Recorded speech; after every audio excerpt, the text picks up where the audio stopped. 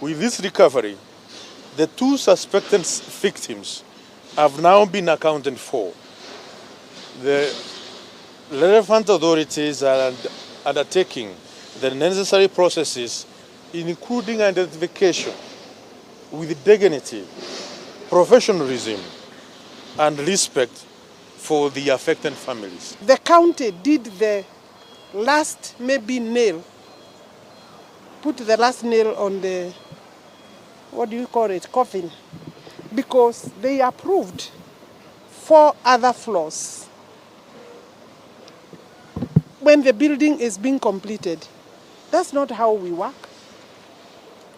That is not how work should be done. Mine is a call to the public to avoid quacks in the industry. Waziri, I am a quant surveyor, and I want to tell you for a fact, there are bodies that regulate building industry, the professionals.